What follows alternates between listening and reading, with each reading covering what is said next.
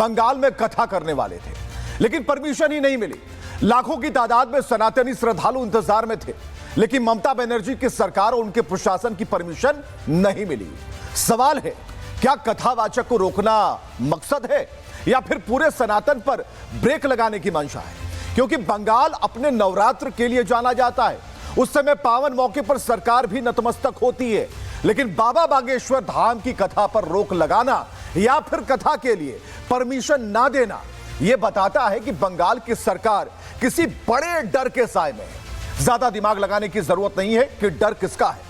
सनातन को लेकर दोहरा मापदंड रखने वाली बंगाल सरकार को बाबा धीरेन्द्र शास्त्री ने आईना दिखा दिया, बिल्कुल उसी तरह जैसे इंसान के लिए इशारा काफी होता है।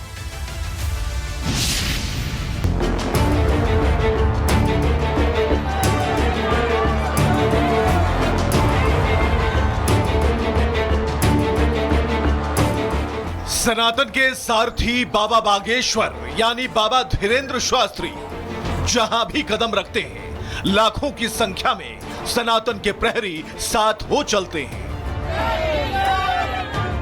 देश का कोई भी कोना ऐसा नहीं है जहां सनातन के ध्वजावाहक की आवाज और उनकी छवि का जादू ना चला हो।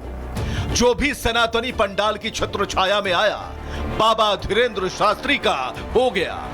मैं पूजा पाठ करता था तो घर वाले लोग वो करते थे, विरोध करते थे, करके अपने मन से हो रहा है। कोई दबाव तो नहीं, किसी ने कहा तो नहीं? किसी का कुछ नहीं, मैं अपने से हो रहा। लेकिन भारत में एक राज्य ऐसा भी है जहां बागेश्वर सरकार की कथा कहने और करने के लिए परमिशन ही नहीं दी गई। 10 से 12 अक्टूबर को कोलकाता में कथा का आयोजन होना था, लेकिन प्रशासनिक मजबूरी का हवाला दिया गया और परमिशन नहीं दी गई।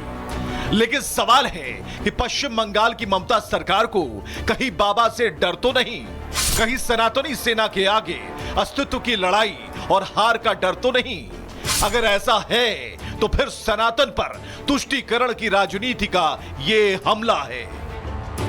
अब बाबा ने भी मन बना लिया है कि दीदी नहीं तो क्या, जब दादा की सरकार आएगी तभी कथा होगी। दीदी जब तक है तब तक नहीं जाएंगे, दादा आएगा तो जाएंगे। हमने कहा थैंक यू बोल देना। उद्देश्य केवल समाज और धर्म को मार्गदर्शन देना है, राजनीति या व्यक्तिगत विवाद में नहीं पड़ना है। भगवान करे दीदी बनी रहें, हमें उनसे कोई बुराई नहीं है, लेकिन बुद्धि ठीक रखें, धर्म के खिलाफ ना रहें। मां दुर्गा की आराधना पूरे बंगाल की पहचान है, लेकिन जब भी बात सनातन की कथा और हिंदुत्व के जागरण की आती है, ममता सरकार के पांव हिलने लगते हैं। ममता सरकार अचानक कानून और व्यवस्था की दुहाई देने लगती है। आखिर क्यों? जब बंगाल की सड़कों पर कट्टरपंथी जुलूस निकाले जाते हैं, नारेबाजी होती है, हिंसा तक होती है, तो प्रशासन मौन साधना में होता है। लेकिन बात हिंदू जागरण के उद्घोष की होती है तो फिर सरकार का दोहरा चरित्र सामने आ जाता है। आखिर क्यों ममता सरकार का एक चेहरा तुष्टीकरण के लिए झुकता है और दूसरा सनातन का रास्ता रोकता है? तो फिर बंगाल सरकार का ये एक्शन एक संत का रास्ता रोक रहा है या फिर सनातन का? अभी हमको पश्चिम बंगाल जाना था, दीदी ने हमको मना कर दिया। समझ गए हम किसकी बात कर रहे हैं? नाम नहीं लेना चाहिए। लो, परमिशन ही कैंसिल हो गई। दूसरी जगह परमिशन नहीं मिल रही, जहां थी वहां पानी भर गया। तो किसी ने कहा आप क्या कहोगे? हम कहा क्या कहना है, थैंक यू बोल देना। पर इसका मतलब ये थोड़ी हम अपना कार्य छोड़ दें। दीदी जब तक है तब तक नहीं जाएंगे, दादा आएगा तो जाएंगे। तो भगवान करे दीदी बनी रहे, हमें उनसे भी कोई बुराई नहीं है, लेकिन बुद्धि ठीक रखें, धर्म के खिलाफ ना रहें। पश्चिम बंगाल की जनता बाबा बागेश्वर के दर्शन और उनकी कथा वाचन का इंतजार कर रही थी, लेकिन सरकारी परमिशन ने सनातन का रास्ता रोकने की कोशिश की। ऐसे में सवाल कथा के आयोजन और पश्चिम बंगाल की सरकार की मानसिकता पर है। प्रशासनिक मजबूरी का बहाना बनाकर वोट बैंक की राजनीति को साधने की मंशा उस पश्चिम बंगाल की छवि को धूमिल कर रही है, जहां से स्वामी विवेकानंद ने सनातन का संदेश पूरी दुनिया तक पहुंचाया था।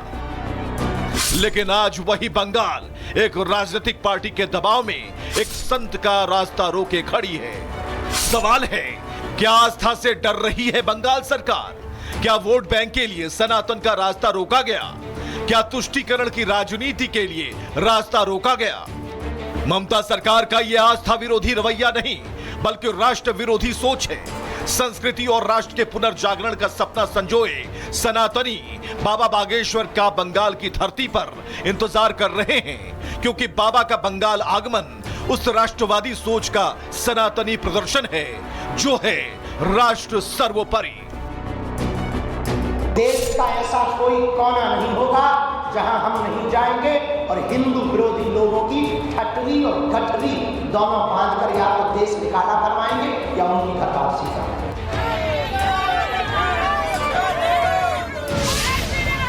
बंगाल में कथा करने वाले थे लेकिन परमिशन ही नहीं मिली।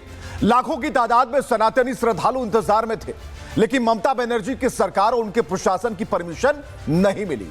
सवाल है, क्या कथावाचक को रोकना मकसद है या फिर पूरे सनातन पर ब्रेक लगाने की मंशा है? क्योंकि बंगाल अपने नवरात्र के लिए जाना जाता है। उस समय पावन मौके पर सरकार भी नतमस्तक होती है, लेकिन बाबा बागेश्वर धाम की कथा पर रोक लगाना या फिर कथा के लिए परमिशन ना देना यह बताता है कि बंगाल की सरकार किसी बड़े डर के साए में है। ज्यादा दिमाग लगाने की जरूरत नहीं है कि डर किसका है। सनातन को लेकर दोहरा मापदंड रखने वाली बंगाल सरकार को बाबा धीरेन्द्र शास्त्री ने आईना दिखा दिया, बिल्कुल उसी तरह जैसे इंसान के लिए इशारा काफी होता है।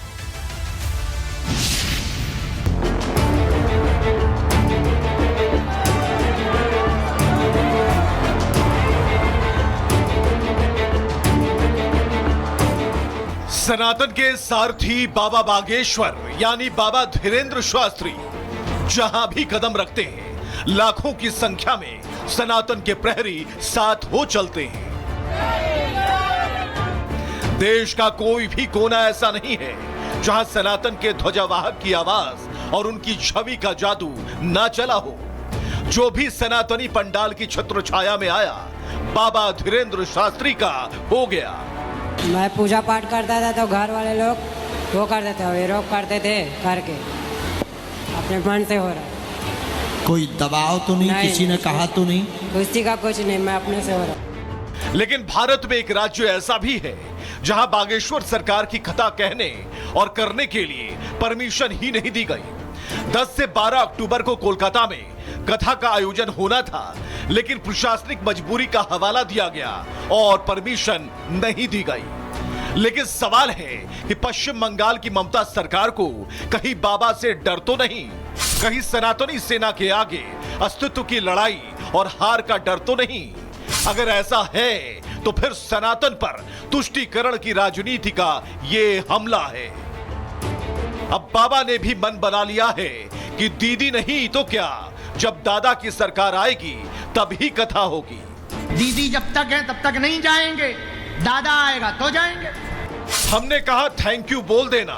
उद्देश्य केवल समाज और धर्म को मार्गदर्शन देना है, राजनीति या व्यक्तिगत विवाद में नहीं पड़ना है।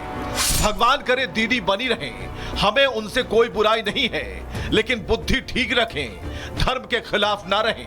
मां दुर्गा की आराधना पूरे बंगाल की पहचान है, लेकिन जब भी बात सनातन की कथा और हिंदुत्व के जागरण की आती है ममता सरकार के पांव हिलने लगते हैं।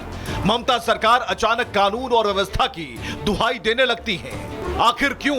जब बंगाल की सड़कों पर कट्टरपंथी जुलूस निकाले जाते हैं, नारेबाजी होती है, हिंसा तक होती है, तो प्रशासन मौन साधना में होता है। लेकिन बात हिंदू जागरण के उद्घोष की होती है तो फिर सरकार का दोहरा चरित्र सामने आ जाता है। आखिर क्यों ममता सरकार का एक चेहरा तुष्टीकरण के लिए झुकता है और दूसरा सनातन का रास्ता रोकता है? तो फिर बंगाल सरकार का ये एक्शन एक संत का रास्ता रोक रहा है या फिर सनातन का?